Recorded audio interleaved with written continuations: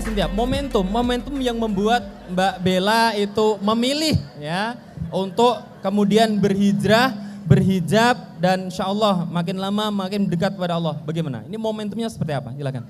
Bismillahirrahmanirrahim. Assalamualaikum warahmatullahi wabarakatuh. Waalaikumsalam warahmatullahi wabarakatuh. Ya, jadi alhamdulillah momentumnya itu terjadi pada tahun 2015, tepatnya bulan Januari tanggal 8. Pada saat itu bulan Desember, pada saat itu aku umroh. Saya umroh pada saat umroh, terus saya pikir kok alhamdulillah Allah udah kasih saya rezeki yang Masya Allah, alhamdulillah sekali. Dengan umur saya yang ke berapa ya Mah? Waktu itu? 25, umur yang ke-25, alhamdulillah Allah kasih rezeki kesehatan, Allah kasih rezeki pekerjaan yang Masya Allah, Allah kasih rezeki materi yang alhamdulillah, pokoknya semuanya Masya Allah. Akhirnya pada saat itu tuh umroh, terus saya mikir, oh iya ya, ini kan perjalanan umroh bukan yang pertama alhamdulillah, perjalanan umroh yang kesekian. Tapi kok gini-gini aja ya hidupnya, maksudnya kayak kok abis pulang umroh masih tetap rambut kelihatan, abis pulang umroh masih tetap pakai bajunya yang kebuka gitu, kayak kenapa ya kok saya seperti ini gitu. Saya pikir terus akhirnya pada saat itu ada salah satu ustadz pembimbing umroh. Di sana saya suka sharing, suka ngobrol sama beliau dan juga ada Ustadz Fatih Karim juga kebetulan alhamdulillah. Di situ kita sharing, kita ngobrol semua. Terus ada yang bilang, Teteh tuh udah alhamdulillah ya, dia bilang. Apa sih yang Teteh gak punya? Apa sih yang Teteh mau gitu. Terus saya bilang, pokoknya saya maunya nikah Ustadz. Dulu tuh goalnya nikah aja. Pokoknya saya maunya nikah Ustadz gitu. Oh ya, terus abis nikah saya pengen punya anak, punya anaknya pengen 3 deh Ustadz. Abis itu saya pengen pakai jilbab baru. Oh gitu ya Teh, kata Ustadz. Iya, kok Teteh ngatur Tuhan sih? Emang Teteh tahu umurnya sampai kapan? Kalau misalnya ternyata nggak kesampaian, kalau ternyata Teteh keburu meninggal gimana? Waduh, di situ akhirnya saya pikir, iya juga ya, kok saya ngatur Tuhan ya? Terus akhirnya ada salah satu ustadz juga bilang, Teh kalau pakai hijab itu jangan dinanti-nanti, harus dari sekarang. Saya lupa kata-katanya, pokoknya intinya poinnya seperti itu, kayak kalau pakai hijab itu jangan dinanti-nanti. Terus mau tunggu apa lagi sih? Oh enggak Ustadz, saya nggak mau pakai hijab sekarang. Saya belum mau Ustadz, saya masih ada pekerjaan, film saya masih ada, saya belum mau pakai hijab. Pokoknya saya pengen nikah dulu. Habis nikah, insya Allah saya mau pakai hijab nanti. Itu udah tuh. Hari pertama, hari kedua, pada saat itu saya umrohnya berdua sama kakak perempuan sama Teteh. Hari kedua umroh, hari ketiga masih menjalaninya seperti biasa, ibadah. Terus saya nggak tahu kenapa tiba-tiba pada saat lagi sholat, bener-bener lagi sholat, saya mikir, saya keinget, sebenarnya sih masih kayak keinget omongan Ustadz yang tadi kan, iya ya, kok berani sih Bel ngatur Tuhan, kok berani sih ngatur Allah. Kan kita hanya manusia, kenapa Allah diatur. Akhirnya aku pikir, oh iya ya Masya Allah, kok aku sangat egois sekali ya. Kenapa ya sangat egois? Kok mau ya pada saat itu, selama syuting, selama pekerjaan di entertainment, kok saya mau ya nurut sama sutradara.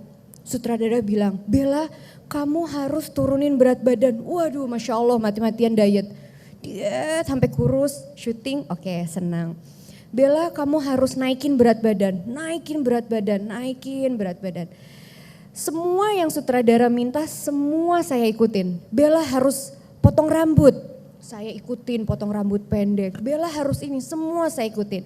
Karena saya pikir karir itu nomor 1, alhamdulillah dengan karir saya bisa mendapatkan uang, saya bisa membantu keluarga, bisa ngelakuin semuanya. Jadi pokoknya karir nomor 1. Saya terlalu cinta banget sama karir saya, cintanya Masya Allah. cinta banget. Waduh, saya syuting disuruh gimana, itu semuanya oke. Oh nggak apa-apa, ini kan karakter di film, ini kan bukan saya memerankan karakter orang lain. Itu dulu pemikirannya seperti itu. Akhirnya pada saat kalau nggak salah lupa di mana tepatnya, pokoknya masih pada saat umroh. Terus akhirnya pikir lagi, oh iya ya, kok mau ya diatur sama sutradara. Kok mau ya disuruh-suruh ini, harus ini, kok mau ya. Tapi kenapa gak mau ya diatur sama Islam, sama agama yang sudah aku anut, kok gak mau ya. Terus aku mikir kenapa ya, itu udah pemikiran. Itu pergejolakan banget, itu mikir, oh iya terus aku juga tahu bahwa di Al-Quran memang wanita itu wajib memakai hijab gitu. Tapi kenapa ya hal itu tuh gak diambil gitu, kenapa hal itu gak aku lakuin. Terus akhirnya aku mikir lagi, oh kenapa kalau sutradara yang minta semuanya aku ikutin. Itu masih biasa, masih menjalani biasa. Akhirnya sempat ngobrol lagi sama Ustadz bilang kayak Teteh harus lebih bersyukur, dia bilang. Allah itu sayang sama Teteh, kata Ustadz.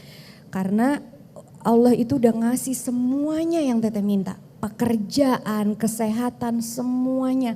Allah cuma minta satu, cuma minta taat, cuma minta mengikuti perintahnya, mengikuti aturannya, menjalankan semua ajarannya. Kenapa sih susah? Terus akhirnya aku pikir, iya ya kenapa susah gitu. Dan alhamdulillah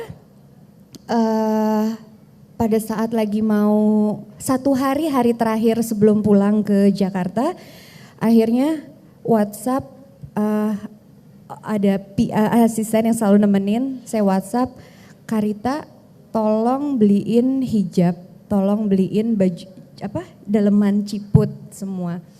Hah, Masya Allah kakak, dia bilang gitu. Udah, terus akhirnya pas di pesawat, terus ngomong sama Teteh sama kakak, karena kan duduknya berdua. Pokoknya insya Allah kalau sampai landing nih, Bella insya Allah nggak akan lepas hijab Bella ini.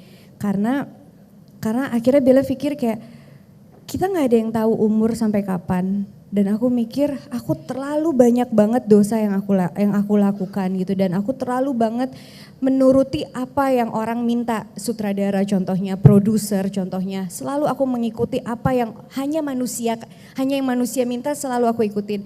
Ini Sang Maha Pencipta minta tapi gak aku ikutin gitu kan, dan akhirnya oke, bismillah Insya Allah bismillah pulang gak akan lepas hijab, insya Allah udah bismillah, mau kerjaan mau apapun itu udah selesai. Dan alhamdulillah pada saat itu tuh tahun kelima kontrak habis sama manajemen. Akhirnya landing, dijemput sama mama, terus ke tempat baju muslim, cari hijab, cari baju muslim, besoknya itu syuting salah satu program Trans TV, BBB Story. Terus mereka kayak, oh, Bel ya ampun Bel, jangan Bel, sayang rambutnya ininya, semua banyak yang gitu. Ada beberapa orang. Terus akhirnya aku tetap nggak dengar kayak ya nih alhamdulillah panggilan gitu, nggak digubris. Terus akhirnya pada saat itu ketemu sama manajemen, akhirnya aku keluar dari manajemen, nggak kontrak lagi. Akhirnya aku bilang maaf, aku nggak bisa. Dan pada saat itu ada salah satu iklan shampoo, harus ketemu sama kliennya, harus ada iklan shampoo. Bel, tapi ini sayang banget, ini ada iklan shampoo Bel, ini iklannya bagus bla bla bla. Aduh enggak deh mas, aku bilang maaf banget mas, aku gak terima. Bener Bel, iya ini kamu harus cuman ketemu sama kliennya. Enggak mas, aku gak terima. Akhirnya udah, pada saat itu gak ada kerjaan. Gak ada kerjaan selama sekitar 2 bulan ya, hampir 2 bulan gak ada kerja. Tapi bener-bener ikhlas, tenang, yang kayak oh ya udah alhamdulillah. Pada saat nggak ada kerjaan, akhirnya aku bikin mukena, jualan mukena, yang jahit mukenanya mama jahit mukena sendiri, jualan mukena, itu udah alhamdulillah. Tiba-tiba itu bulan Januari pakai hijab, terus sekitar bulan Maret atau April, alhamdulillah ada iklan shampoo hijab. Itu nawarin iklan, terus dari situ aku pikir kayak ya Allah, ternyata di saat kita ikhlas, di saat kita benar-benar pasrah, di saat kita benar-benar semuanya lillahi ta'ala, biar Allah yang mengatur, biar Allah yang mengatur semuanya. Ternyata apa yang Allah atur itu jauh lebih indah daripada kita yang atur. Karena aku ngerasa dulu aku terlalu banyak ngatur Allah, aku terlalu banyak maunya, aku terlalu egois. Akhirnya sekarang karena mulai ikhlasin sama Allah, ya udahlah bismillah, pasrahin semuanya. Dari sempet yang sampai gak ada pekerjaan, semua aku ikhlasin, pasrahin sama Allah. Tapi ternyata alhamdulillah Allah benar-benar menggantikan pekerjaan yang luar biasa, yang Masya Allah banget. Bulan Januari aku tolak satu kerjaan yang iklan shampoo, bulan Maret aku dapat iklan shampoo tapi yang untuk berhijab.